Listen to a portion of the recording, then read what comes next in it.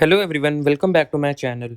तो आज हम करने वाले हैं अपना start part 2 of the haloalkane and haloarene chapter, जिसमें हम स्टार्ट कर रहे हैं नोमेनक्लेचर ऑफ हेलोअल्केन से। नोमेनक्लेचर आपका सबसे पहले उसमें आपको बेसिक सीखने के लिए क्या करना पड़ेगा, आपको ये चीज़ सीखनी पड़ेगी। ये जो मैंने यहाँ पे फॉर्मेट लिखा है, ये आपको फॉर्मेट आना चाहिए। फॉर्मेट में सबसे पहले आपने मिडल वाली चीज़ लिखनी होती है हमेशा। जैसे आप नॉर्मली क्या करते हो, लेफ्ट टू राइट लिखते हो, पर आपको इसमें ऐसे नहीं करना। आपको इसमें सबसे पहले मिडल वाली चीज़ लिखनी है, जो कि है हमारा वर्ड रूट। वर्ड रूट क्या होता है? Total number of carbon atom present in parent chain. Parent chain क्या है? मान लो हमारे ऐसे ऐसे ऐसे ऐसे ये कार्बन दे रखे हैं और इधर इनमें ब्रांचिंग दे रखी है, इधर इनमें ब्रांचिंग दे रखी है, इधर ब्रांचिंग दे रखी है। अब देखो पेरेंट चेन क्या होगी? जो सबसे लॉन्गेस्ट चेन है, ये हमारी पेरेंट चेन। अब इसमें कितने नंबर ऑफ कार्बन है, वही हमारा वर्ड रूट होगा। अगर एक कार्बन है तो मैथ आएगा, 2 eth, 3 prop, 4 but, 5 pent, 6 hex, 7 hept, 8 oct, 9 डोक, 10 डेक, 11 अनडेक, 12 डोडेक। आपको इतने ही याद करने हैं, इससे ज़्यादा नहीं याद करने। उसके बाद आता है आपका primary suffix, primary prefix. Primary prefix में क्या है? प्राइमरी प्रीफिक्स आप तभी लगाओगे अगर आपका साइक्लो कंपाउंड है। साइक्लो कंपाउंड मतलब हमारा जो लूप बना रहा है एक कंपाउंड, जैसे ये वाला, ये देखो ये लूप बन रहा है ना इस कंपाउंड में, तो तभी आप प्राइमरी प्रीफिक्स लगाओगे। और प्राइमरी प्रीफिक्स हमारा क्या होता है? साइक्लो। अब उसके बाद है हमारा सेकेंडरी प्रीफिक्स। सेकेंडरी प्रीफिक्स में क्या आएगा? हमारा junior most functional group. Junior most functional group आपको वैसे पता होगा, ये आपको 11th में से पढ़ के आना होता है कि जैसे प्रायोरिटी ऑर्डर हम करते हैं। जैसे हमारा जूनियर मोस्ट, जैसे अगर हमारा कार्बोक्सिलिक एसिड और अल्कोहल साथ में लगा है एक ही कंपाउंड में, तो हम अल्कोहल को हमारा जूनियर मोस्ट फंक्शनल ग्रुप बना देते हैं और कार्बोक्सिलिक एसिड को हमारा सीनियर मोस्ट। ये हम प्रायोरिटी ऑर्डर में पढ़ते हैं। तो ये जूनियर मोस्ट है, तो इसको पहले लगा देंगे, और हाइड्रोक्सिल लिखते हैं जब इसको पहले लगाते हैं। और एक्स्ट्रा ग्रुप्स होते हैं जैसे कि फ्लोरीन, क्लोमीन, ब्रोमीन और आयोडीन, जैसे कि ये जो हमारे हैलोजेंस हैं। और साइड चेन्स भी आगे ही लिखते हैं सेकेंडरी प्रीफिक्स में, जैसे कि CH3 है, ये हमारी साइड चेन होती है, इसको मिथाइल बोलते हैं। और ये जो है C2H5, ये होती है इथाइल। अब इसके बाद है प्राइमरी सफिक्स। प्राइमरी सफिक्स में हम क्या लिखते हैं कि बॉन्ड क्या आता है बिटवीन कार्बन एंड कार्बन। मान लो हमारा ये था, हमने ये चेन मानी थी, ये हमारी पेरेंट चेन थी। अब इसमें यहाँ पे डबल बॉन्ड था।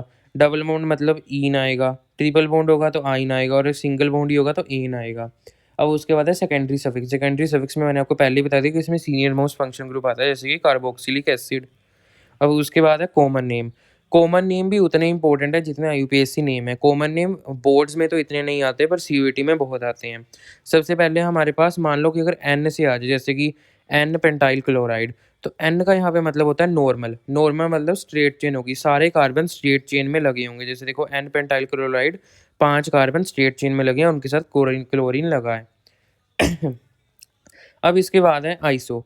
आइसो का मतलब होता है चेन के सेकंड लास्ट कार्बन पे CH3 लगा होना। चेन के सेकंड लास्ट कार्बन पे मिथाइल की ब्रांचिंग होगी, जैसे कि आइसोपेंटाइल ब्रोमाइड। ये देखो, ये चेन का लास्ट कार्बन है, ये चेन का सेकंड लास्ट कार्बन है, इस पे मिथाइल जुड़ा हुआ है ब्रांचिंग में। ये हमारा मिथाइल जुड़ा हुआ है।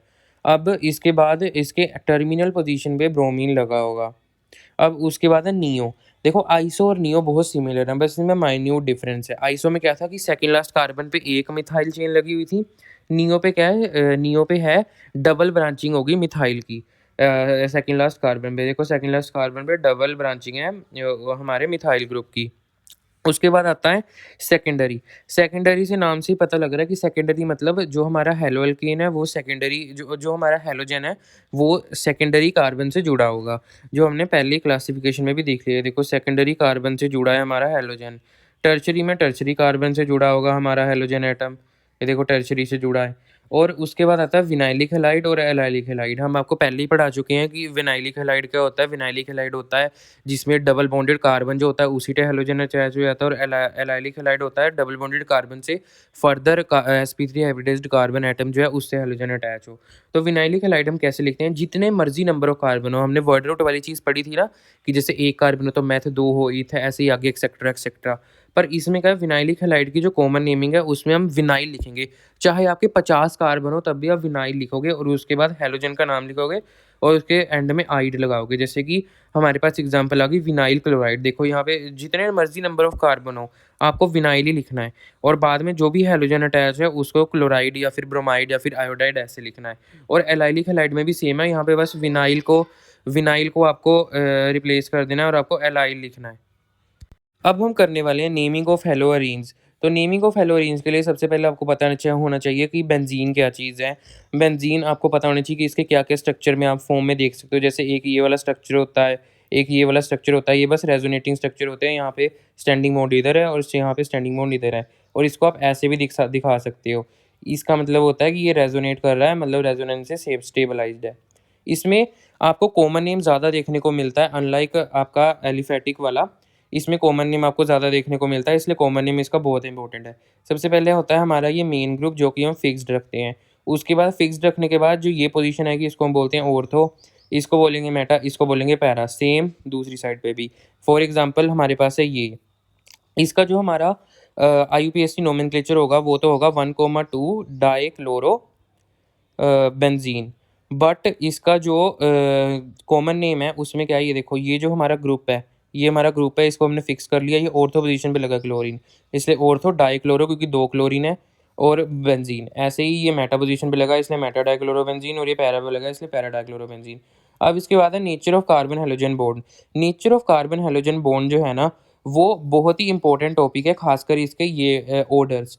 ये ऑर्डर्स, इसमें आपको डायरेक्ट क्वेश्चन पूछा जाएगा। इसकी इतनी थ्योरी नहीं पूछी जाती, पर इसके ये ऑर्डर्स के वो पूछ लिए जाते हैं सीक्वेंस। इसीलिए आपको इसका एक कॉन्सेप्ट पकड़ के चलना है, जिससे आपको ये सारे ऑर्डर याद आ जाएँगे। आपको इनको याद करने की ज़रूरत नहीं पड़ेगी, ठीक है? देखो, आपको पता होगा इलेक्ट्रोनेगेटिविटी क्या होती है। अगर आपको नहीं भी पता, सिंपली इलेक्ट्रोनेगेटिविटी क्या है? इलेक्ट्रोनेगेटिविटी है किसी भी एटम की, जैसे मान लो हमारे पास ऑक्सीजन एटम है। किसी भी एटम की किसी इलेक्ट्रॉन को या फिर किसी भी नेगेटिव चार्ज को अपनी तरफ अट्रैक्ट करने की क्षमता, उसको बोलते हैं हम इलेक्ट्रोनेगेटिविटी। तो आपको पता ही होगा कि जो फ्लोरीन है, उसकी सबसे हाईएस्ट इलेक्ट्रोनेगेटिविटी है, उसके बाद आता है ऑक्सीजन। ये चीज़ थोड़ी बहुत बेसिक सबको पता ही होती है, अगर नहीं भी पता तो भी चलेगा। तो अब आपको पता होगा अब आपको देखो, सिंपल है कि जो आपका कार्बन है ना? वो इलेक्ट्रॉन डोनेटिंग नेचर का होता है, और जो हैलोजन है, वो इलेक्ट्रॉन लेता है, तो मतलब उसकी इलेक्ट्रोनेगेटिविटी ज़्यादा होगी। तो जिसकी इलेक्ट्रोनेगेटिविटी ज़्यादा है, उस पे पार्शियल नेगेटिव चार्ज आ रहा है, जिसकी इलेक्ट्रोनेगेटिविटी कम है, उस पे पार्शियल पॉजिटिव चार्ज हो रहा है। इसलिए ये एक पोलर बॉन्ड बन जाता है। पोलर का मतलब ये होता है कि पॉजिटिव नेगेटिव चार्ज साथ में एक्सिस्ट कर रहे हैं। देखो यहाँ पे पार्शियल पॉजिटिव, पार्शियल नेगेटिव, ये साथ में एक्सिस्ट कर रहे हैं। अब इसके बाद है साइज़ और बॉन्ड लेंथ ऑर्डर।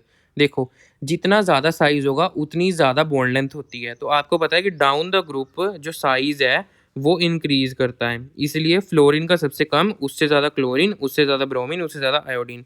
अब है electronegativity order.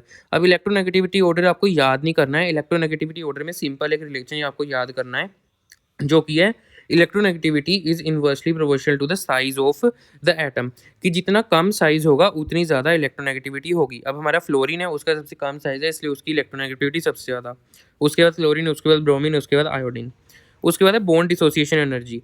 Bond dissociation energy क्या होती है? बॉन्ड डिसोसिएशन एनर्जी होती है कि कितनी एनर्जी आपको लगेगी एक बॉन्ड तोड़ने के लिए। मान लो ये हमारा बॉन्ड है, कार्बन और फ्लोरीन का। अब इस बॉन्ड को तोड़ने के लिए कितनी ज़्यादा एनर्जी चाहिए, उसी को हम बोलेंगे बॉन्ड डिसोसिएशन एनर्जी। इसमें भी सेम रिलेशनशिप है एज़ इलेक्ट्रोनेगेटिविटी, उसी से आप याद रखेंगे, आप रट्टा नहीं मारेंगे। Bond dissociation energy is inversely proportional to size, कि साइज़ जितना कम, उतनी ज़्यादा एनर्जी देनी पड़ेगी आपको बॉन्ड तोड़ने के लिए।